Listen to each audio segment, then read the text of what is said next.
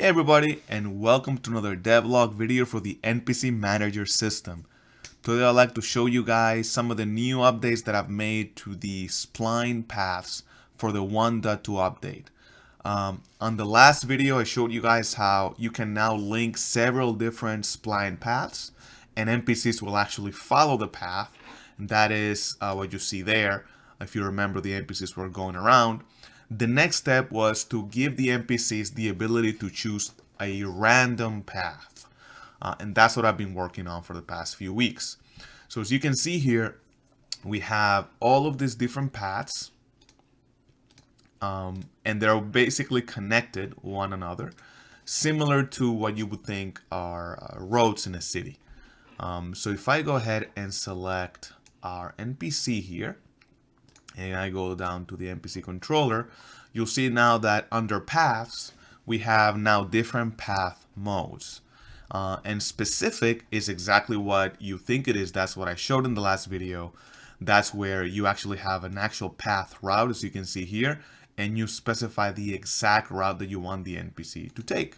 So you could do specific and say, hey, I want this NPC to traverse the map following all these routes. Or you can select the random mode, and then the NPC would trace for all of the different paths in his vicinity that have the correct tag, choose a random one and start following the path. And then when the NPC gets to a crossroads here, then he'll just choose another random path. So how does that work? Each path, remember I showed earlier that they have neighbors, and that is, what is the neighbor here on this end and what is the neighbor here on this end. I changed it to have an actual map because each path can have more than one neighbor. Obviously, this guy here has two neighbors, him and him. And here he has three neighbors, this guy, and this guy, and that's what you're seeing here. So the NPC needs to be able to get to this location and then say, hey, choose a random neighbor from the list, and this is what you see here, and then he'll pick one and he'll follow it, and that way the NPC can be perpetually going around the map choosing random paths. So if I go ahead and click play here, we're just going to go ahead and observe what happens. See that he chooses a random path and goes to a crossroads here. Then he chose this path and he's just following it along. And then when he gets to this area here, he's again going to choose another random path. And he chooses that. And here, there's really not much of a choice. He's just going to keep going here. So obviously the interesting parts are when there's a lot of different paths that he can follow. And there is no limit on the amount of paths that you can put per endpoint. You can see there that he just went back. I don't know if I want to change that right now. It's the same path itself can be selected, so the NPC can kind of turn back. I could remove that so the NPC always chooses a different path, but I don't know which one seems more natural. I mean, some people may decide, hey, actually I took the wrong turn, I want to go back. Like in this case, I want to go back. So I don't know. I'm still thinking about it. What do you guys think?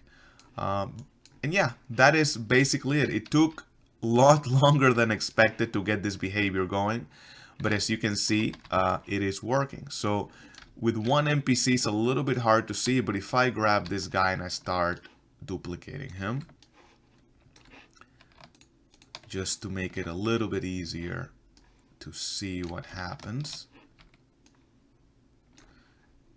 and then I click on simulate, now you can see, you can start to see kind of what this would look like, where you would have a city with a bunch of NPCs moving around. And I say city because that's kind of the main idea, but you don't have to do it like that. This could be any kind of path through mountains or whatever, anywhere on your level, and you would have the NPCs following random paths. So you can get really specific on exactly how you want the NPCs to move around your world. You could lay out about these paths all around your world, and you can have certain NPCs just randomly follow the path. That gives you way more control than simply going from point A to point B, because then you're basically allowing the nav mesh to set the actual path, right? There's one more thing I wanted to show you guys, and this is coming from the Discord server. Somebody suggested having a way to stop the NPC at a crossroads. And again, this is thinking about PCG. If you're about to cross a road, but then the light is green and cars are going, you probably want the NPC to stop, wait till the light gets red for the cars and for them to pass. So that was actually a pretty neat suggestion, and this is what I did here. I have a new blueprint, and I called NPC set speed. And this is actually very, very simple. All we're going to do is every time an NPC overlaps, we have several modes here. We have disabled, so it means it's not working. Force speed, which is going to force the NPC to go to the new speed, and then set the default speed of the NPC back. And right now it's force speed, and the new speed is 0, which means that the NPC will stop. And then you can change the speed to whatever you want. So if I go ahead and click play, I should have probably put a couple more of these around. Let's do that. That way we're not sitting here waiting. I'm gonna move this. I'm gonna move and copy some of these guys. That way it's gonna be easier for us to see when the NPCs overlap. So now we have 4 of these. We want to see what happens when the NPC overlaps one of these. Alright, this guy's gonna get here. And you can see that as soon as he gets here, he stops because his speed is now set to 0. And now you can see that these guys are stopped. So what you can do is, I think this is number 3. Yeah, this is number 3 here. What you can do is you can say, hey, I want to go ahead and change this to the default speed, and then you can see that they immediately go back to their default speed. Or you could come back here. I think this is number 2. Yep. And you can say, actually, I want to force the speed to something different. And I'm going to make this ridiculous, like 2000. And I'm going to update the speed. And you can see that these guys are now going really, really fast. So you can use this not just to stop the NPCs, but maybe you want certain areas of the sidewalk or the path for the NPCs to go at different speed. Maybe if they're going uphill on a mountain, they should probably reduce the speed, right? When you're going up, it's harder, or maybe when you're going downhill, it's quicker. So you can play around with all these things.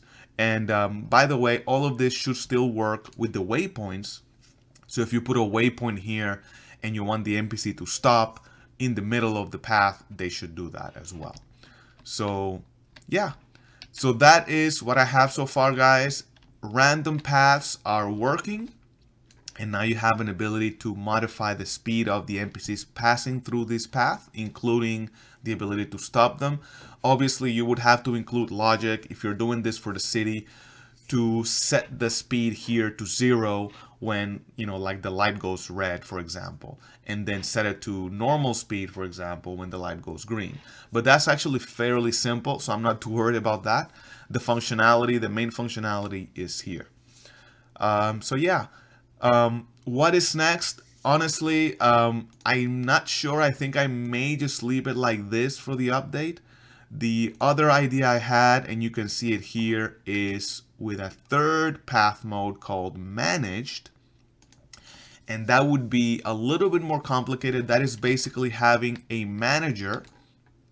You can see that I have it right here. I started working on it. Spline nav manager.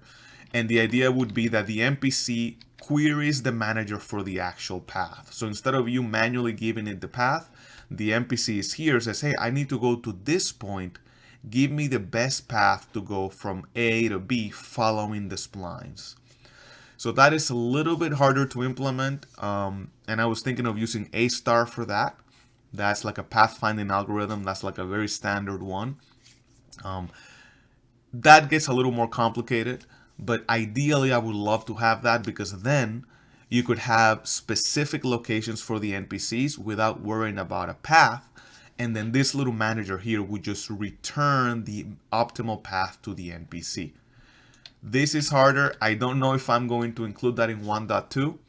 I may leave that for a later update because it's taking too long, but I did want to give you guys an idea of kind of where I'm thinking this is going.